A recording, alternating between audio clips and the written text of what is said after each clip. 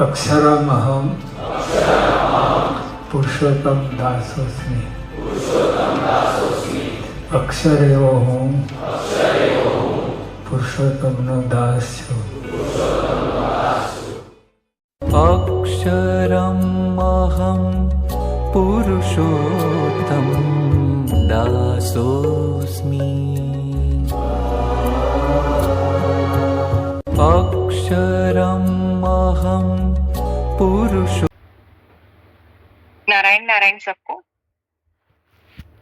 आज जो यहाँ पर हम साथ में जुड़े हैं, तो हमारे जीवन का अंतिम सत्य क्या है? तो भगवान श्री राम जानते थे कि अभी उनको देह छोड़ने का समय नजदीक आ चुका है। तो जो जन्म लेता है उसकी मृत्यु भी निश्चित है, वो हम सब लोग बहुत सहजता से जानते हैं, लेकिन स्वीकार नहीं कर पाते हैं। यही जीवन का अपना चक्र है। और मनुष्य देह की सीमा और विवशता भी यही है कि हमें एक समय के बाद इस देह को छोड़ना रहता है। तो उनको सामने दिखाई दे रहे कि अभी यम को अयोध्या में आना है, लेकिन वो आ नहीं पा रहे हैं, क्योंकि यम जो मृत्यु के देवता थे वो भी श्री हनुमान जी से बहुत ही कांपते थे कि अयोध्या की नगरी में प्रवेश करना, और उसमें भी श्री राम भगवान के महल में प्रवेश करना यम के दूतों को, यम को भी वहां पर अलाउ नहीं था कि वो आ पाए। इतना कड़क पहरा श्री हनुमान जी का था। तो अभी ऐसे में श्री राम भगवान भी विचलित होते हैं कि मैं किस प्रकार से देह छोड़ूं। अगर ये बात हनुमान जी को पता चलती है तो वो रौद्र स्वरूप अपना धारण करते हैं, जिससे समग्र धरती को और पृथ्वी पूरी रौद्र स्वरूप का असर वहां पर होगा। तो पूरी पृथ्वी कांपने लगेगी जैसे ही हनुमान जी को पता चलेगा कि श्री राम भगवान अपना देह छोड़ने का तैयारी में है। तो श्री राम भगवान ब्रह्मा जी के पास जाते हैं और ब्रह्मा जी उनको बताते हैं कि कैसे भी करके वैकुंठ धाम आपको आना है, तो हमें कुछ उनको समझाना पड़ेगा हनुमान जी को। तब श्री राम भगवान अपनी एक अंगूठी, अपने एक जो जमीन पे फर्श गालीचा बिछाया हुआ है उसमें एक छिद्र में से वो अंगूठी वहां पर डाल देते हैं, और फिर हनुमान जी को बताते हैं कि आप मेरी ये अंगूठी ढूंढ के लाइए। तो हनुमान जी छोटी सी अंगूठी है इसलिए अपना स्वरूप छोटा करके वो भौरे का स्वरूप प्राप्त करते हैं, और भौरे के स्वरूप में वो उसी छेद में से वहां पसार होते हैं, और बहुत पसार होते हैं तो वो वहां से एक जैसे सुरंग होती है वैसे जमीन लोक से, धरती से पूरा पाताल लोक तक वो सुरंग जा रही है, और हनुमान जी भी अंदर जा रहे हैं। बहुत भीतर तक पाताल लोक में चले गए। वहां वासुकी का जो पूरा साम्राज्य है पाताल लोक में, वहां पर वासु जी को प्रणाम करके बोलते हैं कि मैं यहाँ श्री राम की अंगूठी ढूंढने आया हूँ, मुझे उनकी अंगूठी चाहिए। वासुकी बताते हैं कि आप यहाँ पर अंगूठी है, आपको मिल जाएगी। और जैसे ही वहां पर ऐसे था कि पूरा ढेर बनाया हुआ था अंगूठियों का, तो जैसे गेहूं की पूरी गोनी रहती है उसमें से सिर्फ एक चावल का दाना ढूंढना है, वैसे ही हनुमान जी को पहले हुआ कि इतनी सारी अंगूठियां हैं, दूर से दिखने में सभी एक ही प्रकार की दिखती है, तो उसमें से मैं मेरे प्रभु की, मेरे श्री राम की अंगूठी किस प्रकार से ढूंढ पाऊंगा। लेकिन जैसे ही उन्होंने श्री राम प्रभु को याद किया, राम राम की माला शुरू की, मंत्र जाप किया और पहली अंगूठी उठाई, और वो श्री राम प्रभु की अंगूठी थी, और वो बहुत ही खुश हो गए। लेकिन प्रभु ने मुझे ये अंगूठी यहाँ तक लेने के लिए क्यों भेजा? उसमें भी उसका कुछ न कुछ मुझे संदेश है कि वो मुझे क्यों इस प्रकार यहाँ अंगूठी ढूंढने के लिए भेज रहे हैं, इतना पाताल लोक में मुझे क्यों भेजा गया। तो वहां पर वासुकी उन्हें बताते हैं कि जैसे सृष्टि का चक्र है, जैसे 4 कल्प है, उसमें हर एक चक्र का उत्पत्ति और विनाश है ही है, वो फिक्स है, तो हमें उसमें से बाहर हम नहीं आ सकते हैं। तो बोला जब त्रेता युग में श्री राम भगवान का ये जन्म हुआ है, ये इतनी सारी जो अंगूठियां है सभी आपको राम भगवान की अंगूठी जैसी जो दिख रही है, बोलते हैं ये भी मेरे प्रभु श्री राम की। तो बोले उनके जितने जन्म हुए हैं वो हर एक जन्म के बाद की अंगूठी यहाँ पर है, और आने वाले भविष्य में भी जो भी कल्प में, जो भी युग में, सतयुग में, त्रेता युग में, द्वापर युग में या कलयुग में, या उसके बाद वापस ये जो कल्प है उसका वापस जो रिटर्न होता है कि चक्र का वापस एक बार घूमना, तभी भी वो यहाँ पर अंगूठियां आती रहती है। जैसे ही श्री राम भगवान अपने जो भी अवतार पूर्ण करते हैं, देह त्याग करते हैं, तो उसकी अंगूठी यहाँ पर आती है। इसलिए यहाँ पर ढेर सारी अंगूठियां हैं। यहाँ पर उसे स्वीकार करना पड़ता है कि जो आया है उन्हें जाना पड़ेगा। लेकिन श्री राम प्रभु के अंतर मन में वो इतने हैं और अपने स्वयं के हृदय में उन्होंने राम को इतने स्थान दिया हुआ है, श्री राम और श्री जानकी को, कि उसके अलावा वहां पर और कुछ है ही नहीं। किसी भी प्रकार की उनके हृदय में भावना नहीं है। सिर्फ और सिर्फ श्री राम भगवान और श्री सीता माता को अपने हृदय में बिठाया है। तो ऐसे अगर हम नारायण के सत्संग में जुड़ते हैं तो हमें अंतिम हमारा लक्ष्य क्या है? मोक्ष है, यहाँ पर सब कुछ छोड़ के जाना है। तो फिर हम क्यों इस प्रकार के कर्म कर लेते हैं क्रोधावस्था में, ईर्ष्यावस्था में, या वाणी के माध्यम से, या हम जो गलत गलत विचारों के माध्यम से पॉलिटिक्स अपने परिवार में खेलते हैं? ऐसा क्यों हमसे हो रहा है? क्योंकि हमें सब कुछ तो यहाँ पर छोड़ के जाना है। मैं आपको ये एक सत्य अनुभव बताना चाहती हूँ कि हम जो सेशन शुरू करते हैं तब अक्षरम अहम पुरुषोत्तम दासोस्मि का मंत्र बजाते हैं। अपने ही पहचान में एक स्त्री है जो इतनी क्रोधावस्था में हमेशा रहते हैं कि वो अपने परिवार में अगर उसका मोबाइल का रिचार्ज भी खत्म हुआ है तो वो बताते नहीं है, या अपना भोजन का समय होता है तो भी बेटे बहू पौत्र पौत्रियां सब कुछ परिवार है, लेकिन वो बोलते नहीं है कि मुझे खाना खाना है स्वयं के घर में। इतनी अंदर से क्रोधावस्था में पूरे दिन हर क्षण वो रहते हैं कि अगर मेरा कुछ भी जीवन जरूरियात की चीजें हैं तो परिवार वालों को मुझे पूछना चाहिए।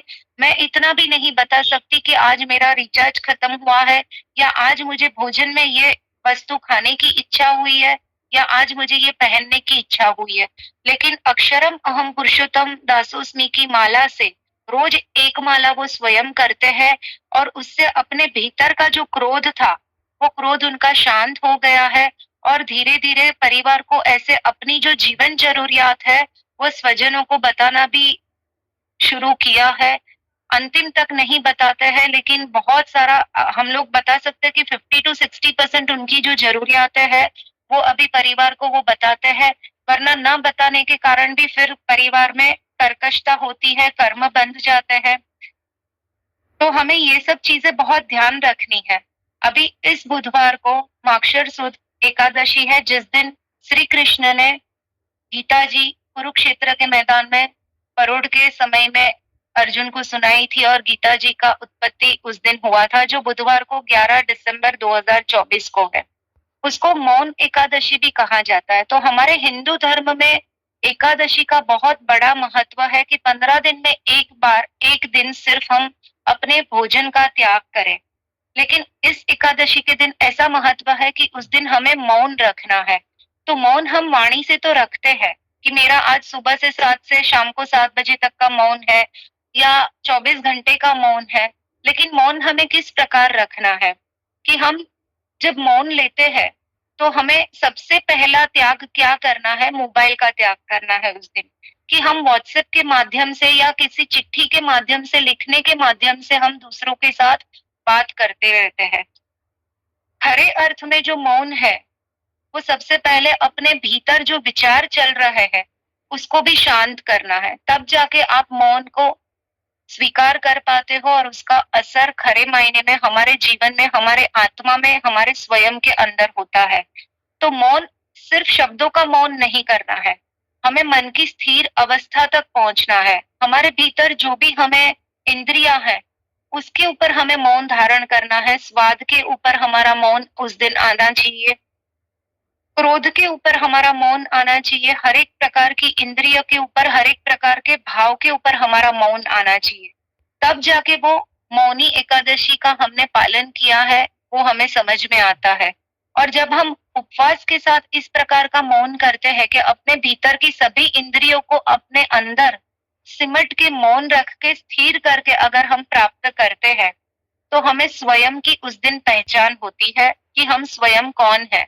अभी तक क्या है, हम प्रश्न से जुड़े हैं, प्रश्न का इतना स्वीकार कर चुके हैं और प्रश्न से इतना दुखों से लगाव है कि हम स्वयं की परिभाषा ही भूल गए हैं। भूल चुके हैं कि हम कौन है। हमारे सामने नारायण बैठे हैं, हमारी दृष्टि में इतनी धूल और धुंधली हो चुकी है कि हम नारायण अपने सामने रहते भी हम उसे पहचान नहीं पाते हैं। तो ये सत्संग में हमें क्या प्राप्त होने वाला है? तो हमें सबसे पहले धीरे धीरे रोज हमें मौन का आचरण अपने जीवन में लाना है।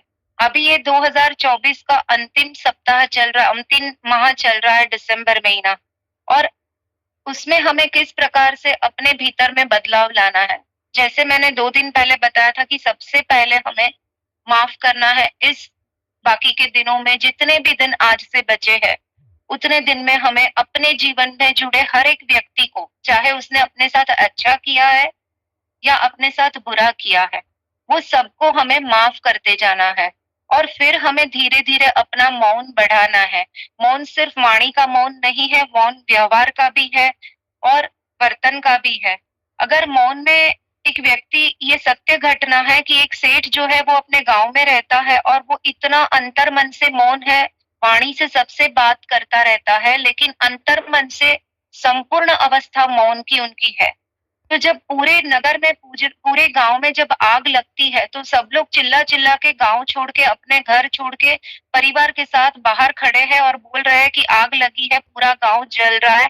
लेकिन ये व्यक्ति अपने मन के भीतर ध्यान में बैठा है, मौन में, अपने घर में ही अंदर है, और सब लोग बोलते हैं कि ये व्यक्ति पागल हो चुका है, अभी भी इतनी आग है, लपटे हैं, हम बुला रहे फिर भी बाहर नहीं आ रहा है, और पूरा गांव जला, लेकिन उसके जो उसका परिवार था, उसका घर था, उसका जो बंगला था, वहां पर आग ने स्पर्श भी नहीं किया, क्योंकि वो भीतर से शांत हो चुका था।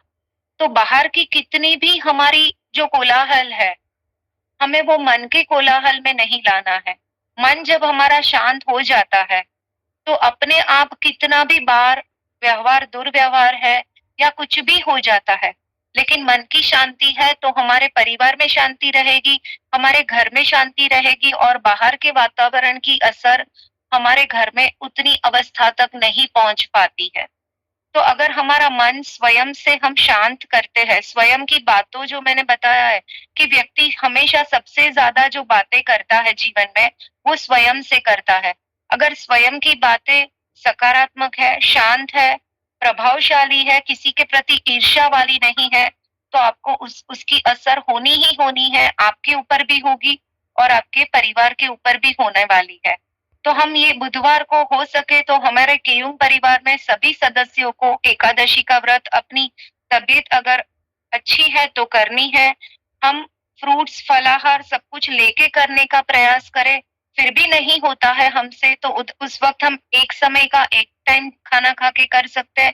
वो भी अवस्था नहीं होती है हमारी शारीरिक, तो उस दिन एटलीस्ट हम लोग चावल से बनाई हुई कोई भी भोजन की सामग्री का हम लोग उस दिन त्याग करेंगे, हम लोग उसका भोग में नहीं लेंगे। तो उतना हम जरूर से प्रयास करेंगे, और उस दिन हमें मौन जितना हो सके अंतर का मौन रखना है। नारायण नारायण।